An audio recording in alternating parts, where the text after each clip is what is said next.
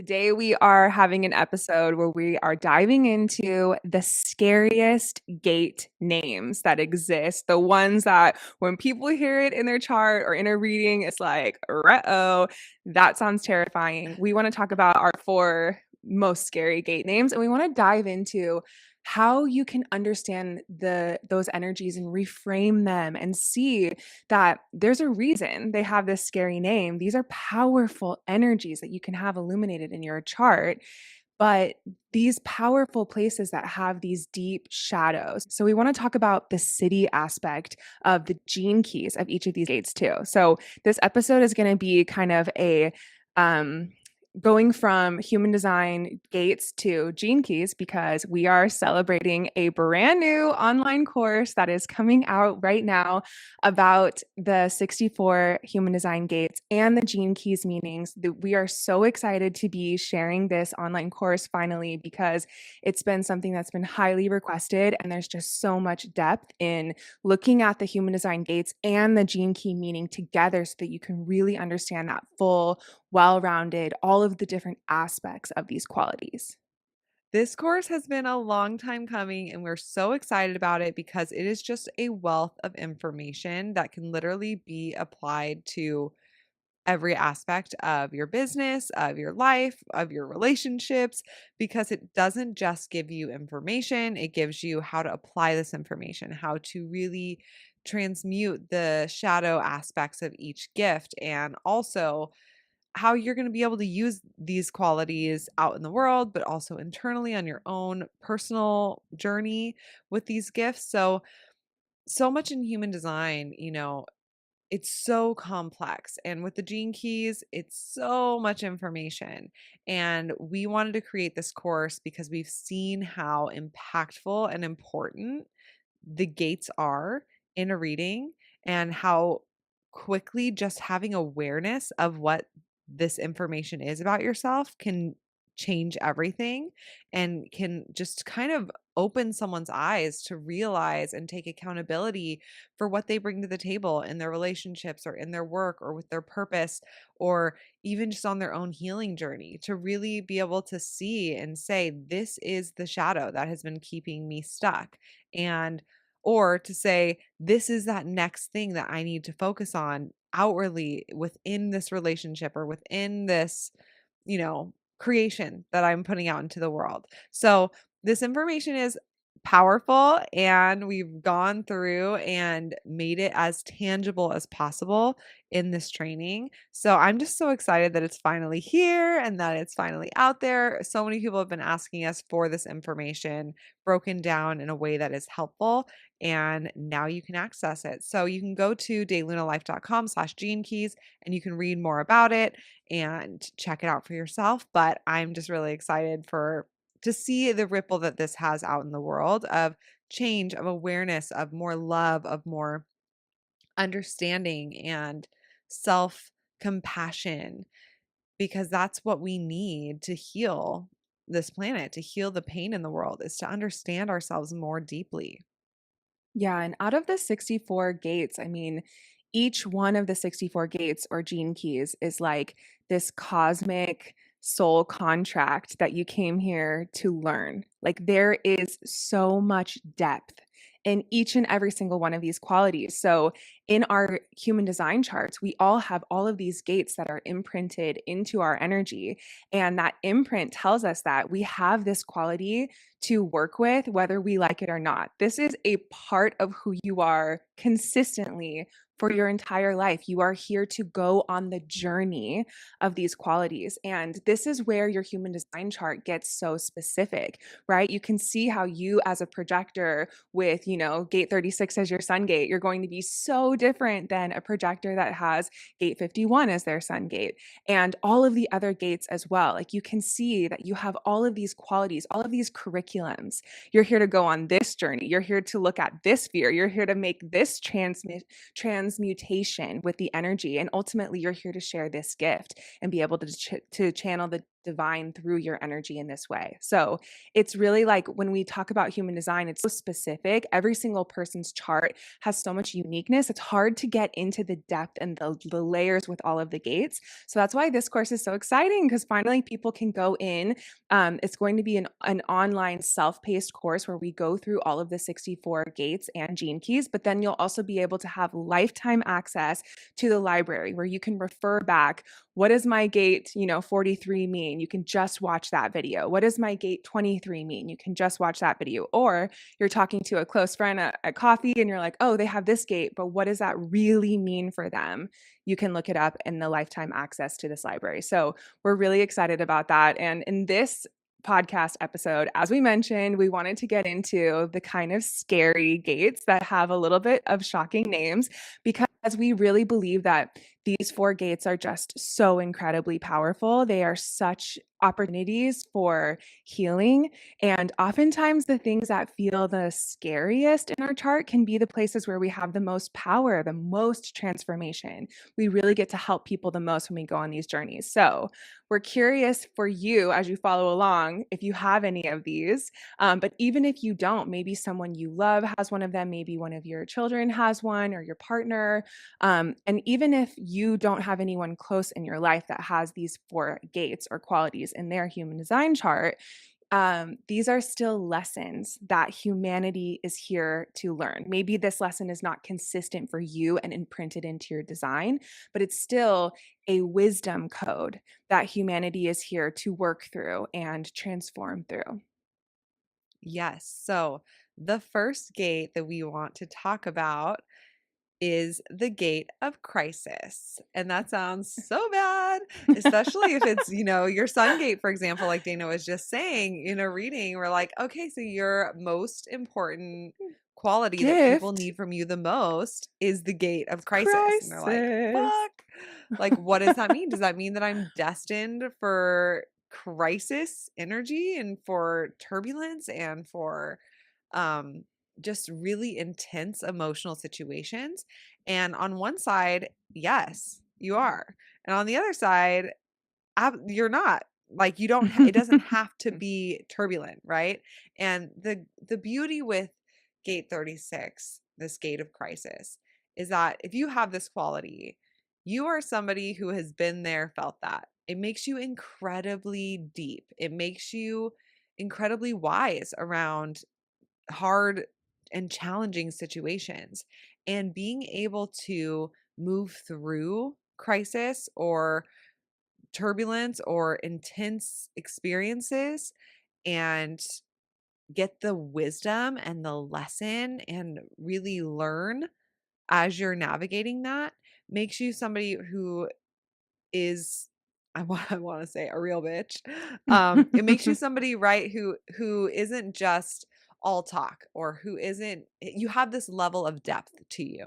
And also it allows you to really go there without fear, right? Like other people, when they see something emotionally challenging or scary, it can be this like, oh, I don't want to go there. But people with gate 36 and this gate of crisis, it's like, all right, let's dive in. Let's see what's here. Let's look the scary thing in the face.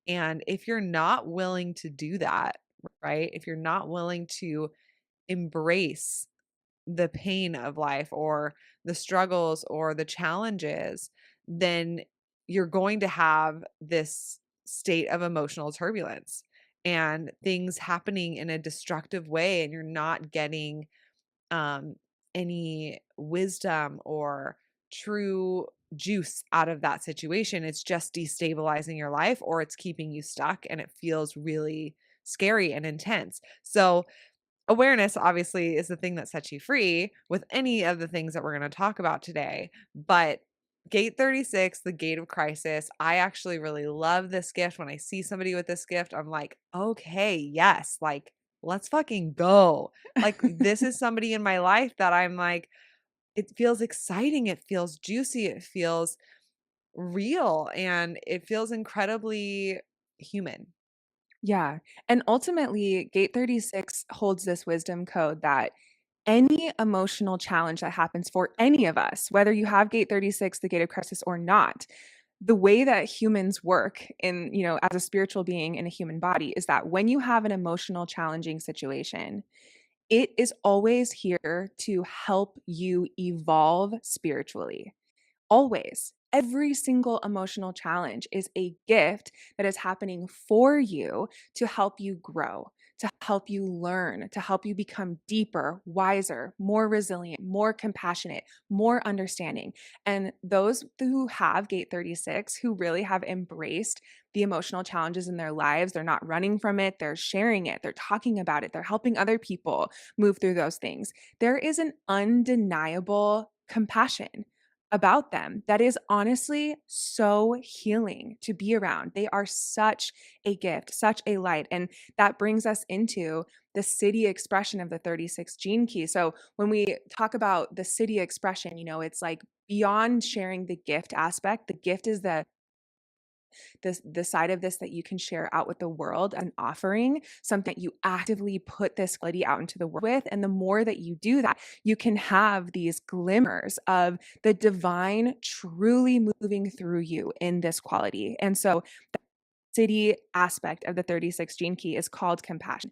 This is developing this profound level of compassion for all human suffering, shining your loving wisdom and your open heart into the darkness of the lives of others. And whether we want to admit it or not, we all have this light and this darkness in our lives. It's the yin and yang of life. It's the balance of life. And those with gate 36, it's like because they have embraced the darkness in their life, they get to shine such a healing, brilliant light. And it's not a light that spiritual bypasses. It's not a light that judges when things are hard. It's a light that has the most compassionate heart of anyone. So you can see that this quality is just such a beautiful gift. And seeing those glimmers, if you have gate 36, the gate of crisis in your chart, seeing when you have that feeling of like, my essence is literally channeling the divine through me right now in this form of compassion that is a light in the darkness of the world. Yeah, and this divine expression, we're going to talk about this city expression for each of these gifts.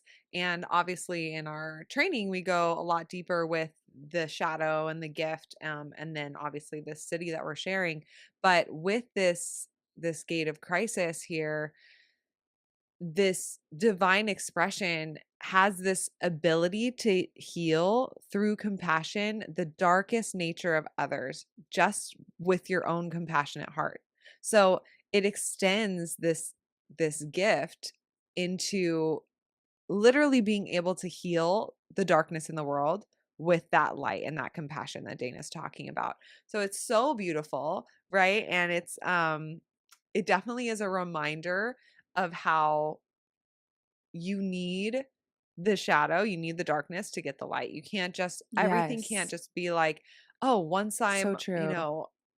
enlightened or once I'm awakened or once I've healed, then I'm just everything should be positive, rainbows, miracles, magic all the time. And if I experience something hard or challenging or negative or something that feels like I already overcame it, that doesn't mean that I made a mistake or that I did something wrong or that I'm actually not healed or whatever. It's literally, we need both. We need the duality, we need the polarity. And through this compassion and really accepting this, that's where you get that light to shine even brighter, right? Is Mm. embracing that darkness like fully.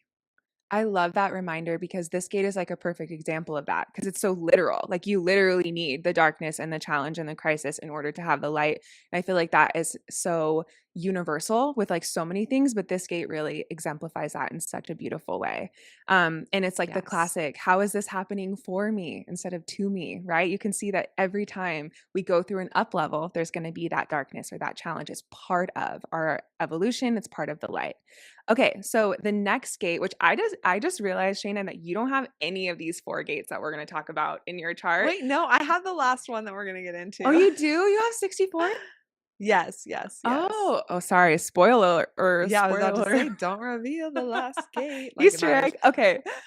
So the next gate that has the second scariest name is the gate of shock. Raise your hand if you have the gate of shock. You will have food poisoning. You will probably have gotten in some car accidents. You probably had your house broken into when you were 12 by like a murderer who escaped from a prison. Sorry, that's my actual real life story. Because I have the gate of shock and everyone in my life has the gate of shock. My dad had it in his cross of incarnation. My husband has it in his cross of incarnation. The gate of shock is actually my Venus gate. So I am attracted genuinely To to the people who are shocking and astonishing and have cool experiences happen to them, crazy experiences happen to them, and that is a huge part of my life because I have this quality. But for anyone with the gate of shock, obviously when you hear the name the gate of shock, it's a little bit scary. Isla, Shayna's daughter, has the gate of shock, doesn't she? She's the first one in your Yeah, family because you and but she Brian has the whole don't have it. channel, so it feels very A little grounding. smoother, a little Yeah, smoother. it's a little smoother because 'cause she's got the whole channel. It's not like a hanging wild card that's like could boom, get you anytime. Um, but no, my husband doesn't have the Gator shock, but every friend in my life does. And so it's really What a interesting because gift. Brian and I are Have not never shocking. We're gotten food boring. poisoning. We've You've never gotten food never poisoning, which pisses people honestly, off when they hear it that. makes me feel angry. It makes me feel angry because Yeah. I've gotten food poisoning twice in the last, like, 3 months. Yeah, no, I've never had food poisoning, knock on wood, and neither has my And husband, you've never broken a and bone. You've never broken a bone. no, I haven't, but my husband has. Okay. He Well, has. he's, like, But very sporty guy. yeah, and also the first break was not his choice. He was 2. Remember? Oh, yeah, his Yeah, it's a long mom dropped story. him, broke his little baby And leg. fell on him on the stairs. She Oh, slipped.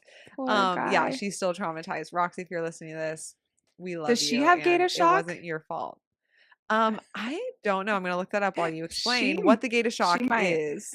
Okay, so the gate of shock is a quality that tells you you are here to have exciting, shocking, astonishing experiences in your life that ultimately can really illuminate something for people around you, right? So you can have shocking experiences that help people awaken into higher states of consciousness. And so a lot of times we see people with the gate of shock that they have a strong passion to create things or say things or do things that are sort of on the edge of what is normal or what is acceptable. It ends up being shocking and astonishing, but ultimately in a way that helps people say, wow, I've never seen that before. And now my eyes are open. Now my ears are open to what you're doing. So it's really important for people with gate of shock to be utilizing this quality in their life, to be making sure that you are not hiding from your passions and your missions, that you're not trying to water yourself down to make more sense to people. You're kind of allowing yourself to be the exciting person that you are.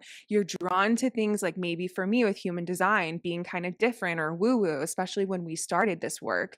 That's kind of a signpost for me that I'm in the right place. And if I say something that's a little bit shocking with human design, it can really impact people and sort of catalyze people to be like, wow, I am shocked to hear you say that, but I'm also curious now. My consciousness is also expanded.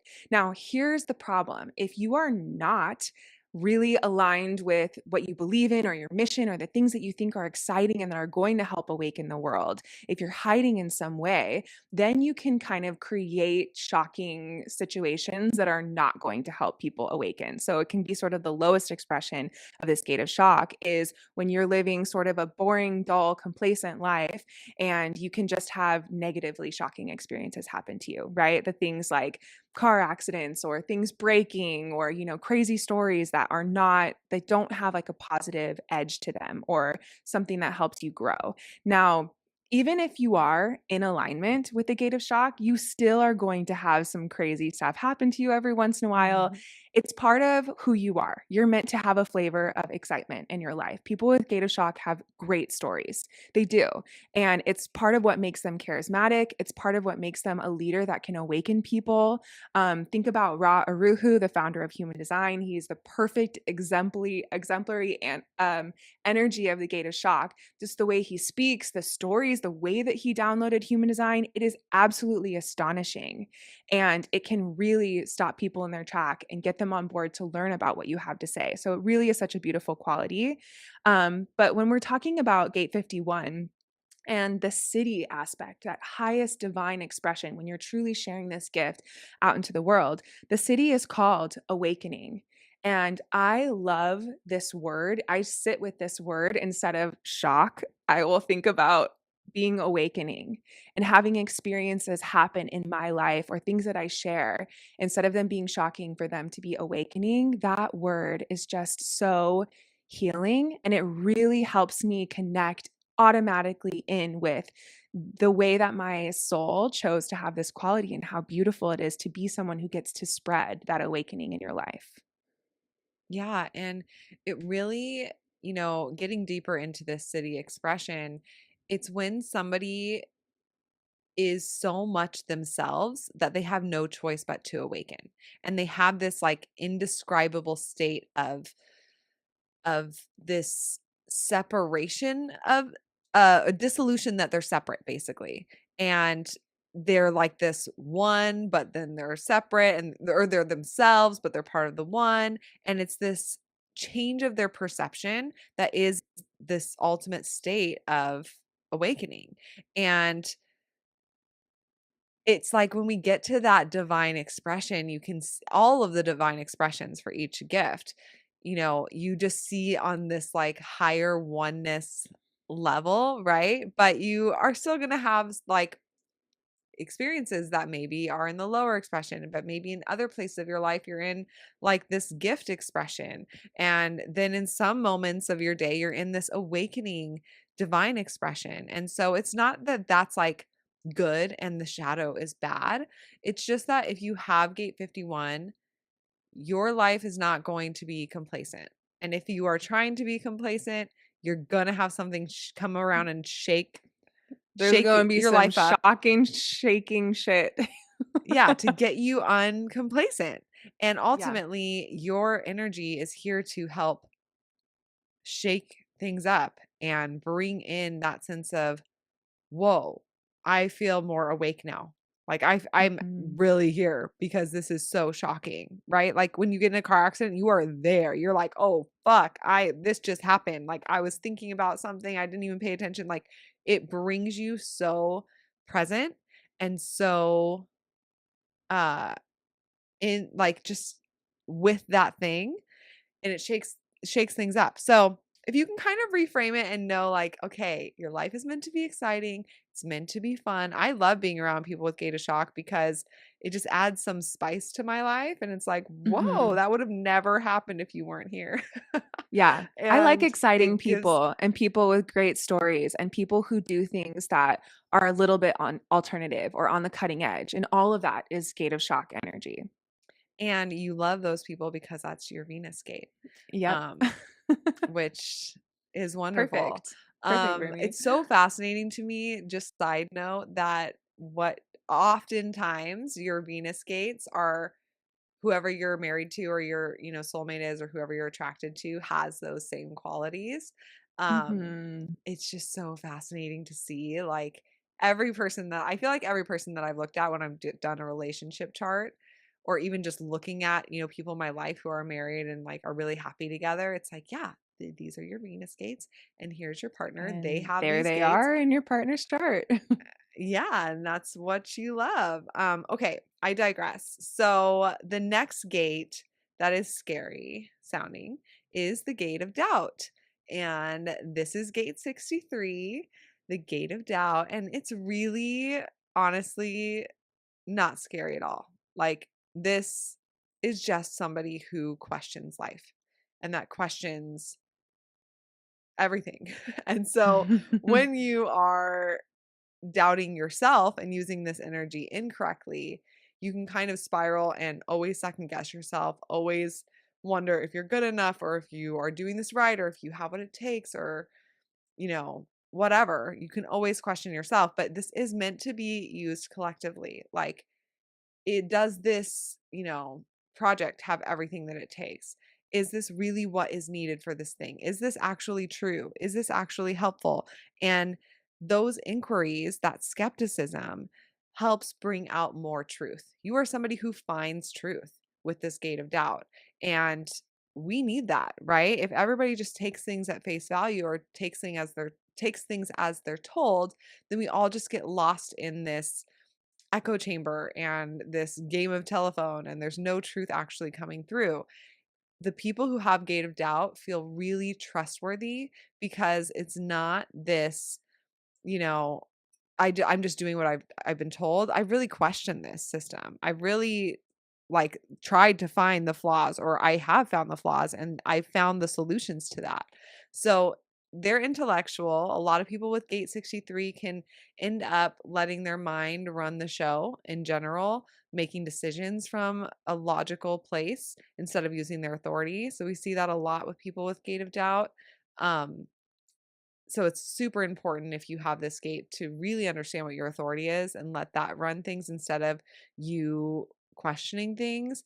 But that comparison, that self-doubt, that mental anxiety, or not ever feeling good enough, that all can be kind of transmuted through channeling this into something outside of yourself, having that curiosity, examining patterns, asking deeper questions, finding answers to things. And that then leads us to the city expression. Yeah, which is called truth, which is really beautiful because I have gate 63 as one of my moon gates. It's a really important energy in my chart. And we say this all the time when you have gate 63, like you can lead other people by simply asking questions.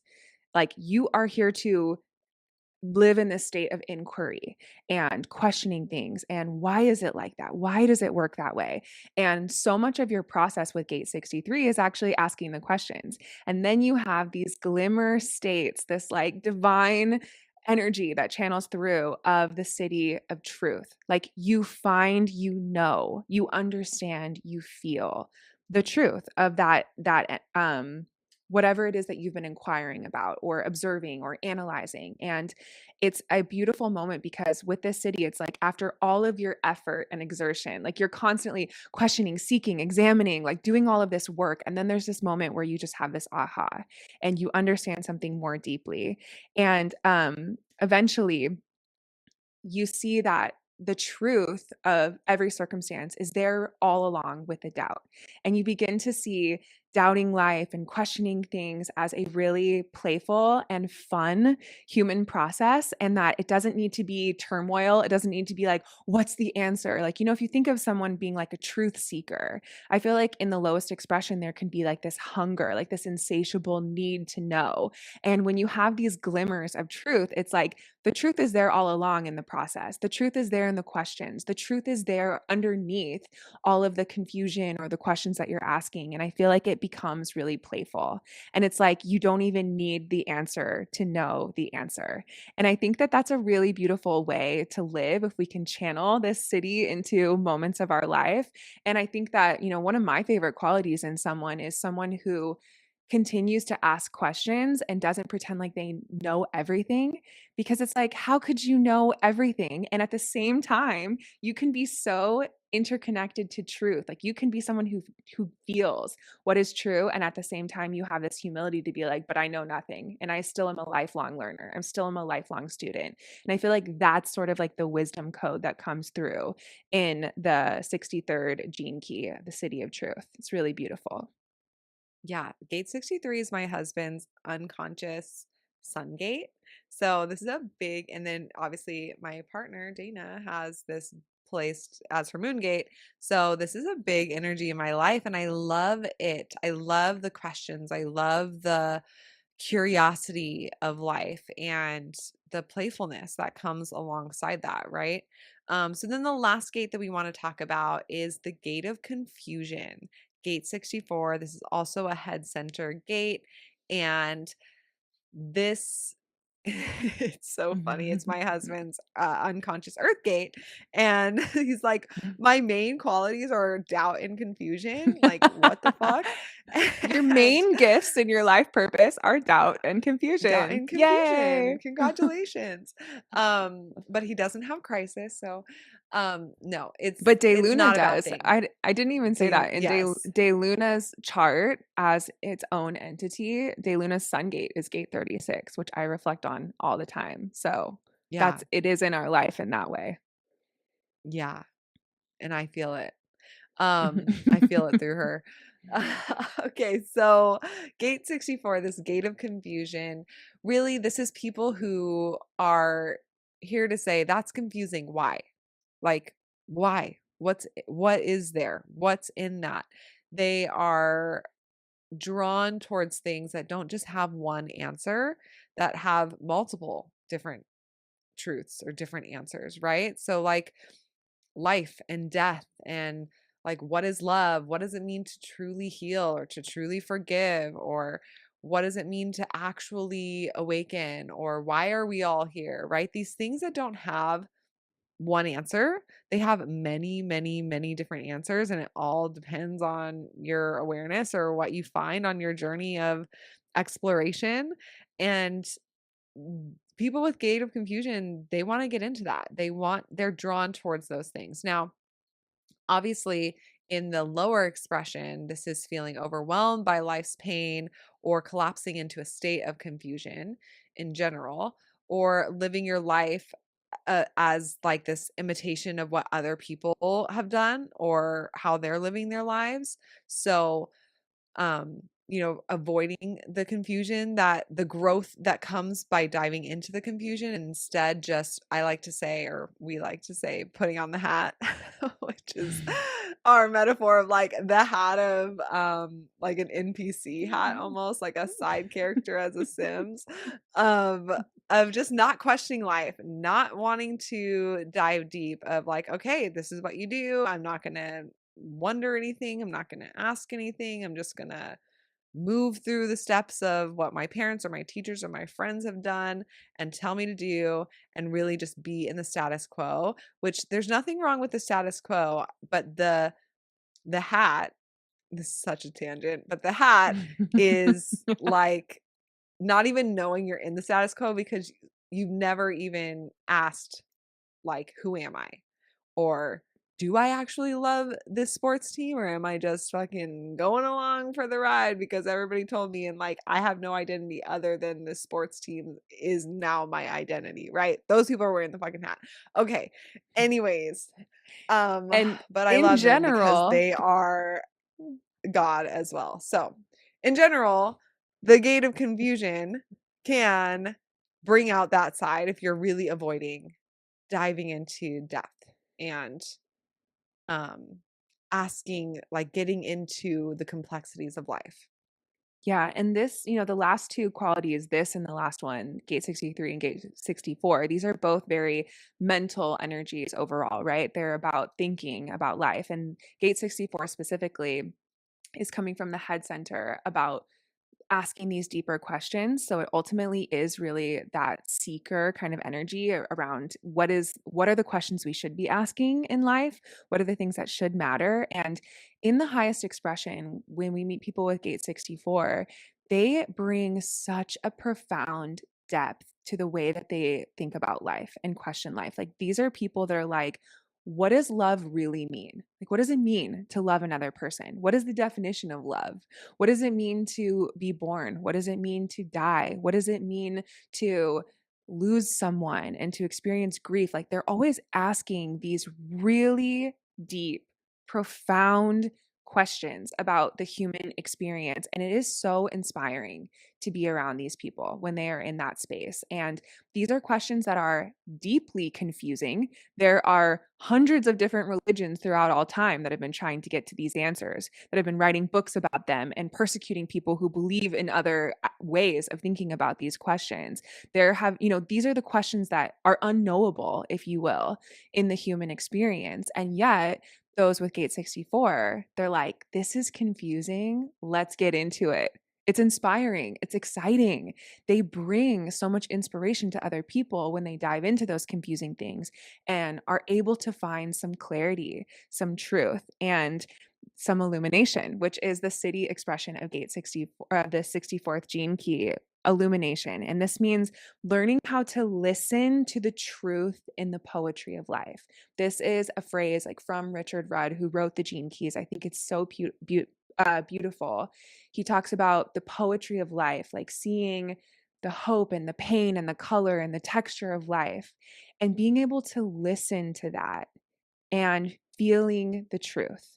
And I think all of those words are very beautiful. The fact that it's a quality of listening, receiving. It's not like you are seeking or pushing or logically trying to create formulas or answers about this. It's much more of this divine feminine receptivity, seeing the poetry of life, listening, and feeling those aspects of truth where you truly then get to almost like have a direct connection to the divine and be able to manifest divine thoughts through you and put them out into the world. So these are people that if they're writing poetry or sharing their voice in some way and they come into that city state of illumination, they then get to share a message with other human beings that directly comes from the world of the divine, right? These are people that could channel this into a song or a children's book or a TED Talks or a speech that they're giving.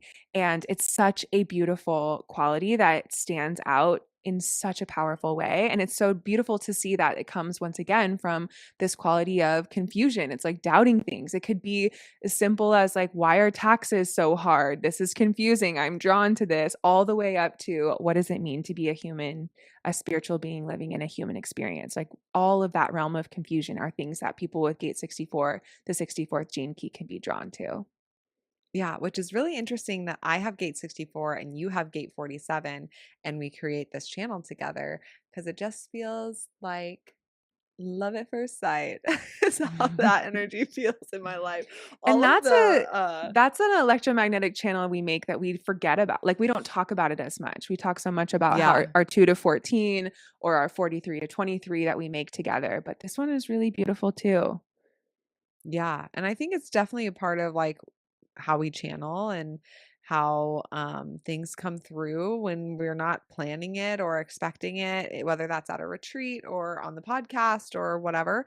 But yeah, it's really a beautiful energy, but it is very tempting to get into like, oh my God, everything in life is confusing. And I just am going to check out and do what I'm told. I better Um, do what I'm told because I'm about to get Where's my lost in the hat? weeds. Yeah, where's my hat? I'm going to get a sunburn like straight up. Oh my gosh. Okay, so those are the four gates we wanted to talk about with the scariest names, but also really powerful and important gifts in the body graph that we can all learn from and see within ourselves, but also see within the people around us that we love and get a lot of just support and wisdom through understanding. So, hopefully, this episode was helpful and illuminating for you as we talked about these confusing topics. And yeah, anything else you want to add, Dana? Yeah, I'm just curious, for everyone listening, how many of the 4 you had and how they resonated for you. If you feel like you really resonate with the lowest expression in the city or all of the above, we often find that no matter where we are in our journey, no matter how long we've been following our strategy and authorities, we'll always have moments of all, and that's part of the journey, right? It's the whole journey that you're here to experience, not just the perfection. And no one is here to only be in the city state, right? That's just a glimmer that comes through in these divine moments. And those moments are so special. So I'm curious to hear how this landed for you, how many you had in your chart. And we're really excited to be sharing this new online course where we get into all 64 of the human design gates and the 64 gene keys meanings paired with them together. It's going to be really exciting to finally be able to share this with our community because we can just go so deep into our own charts, understanding the specificity of our own energy. And also, if you are a human design reader or someone who gives advanced readings or a coach of some kind, this can be an incredible resource that you can use as a library to be able to help give even better readings to your clientele. Yes. So head to our website, daylunalife.com/gene keys. That's below, linked for you as well. And message us on Instagram at DayLuna. We'd love to stay connected. And we just hope that you have an amazing, beautiful, expansive rest of your day.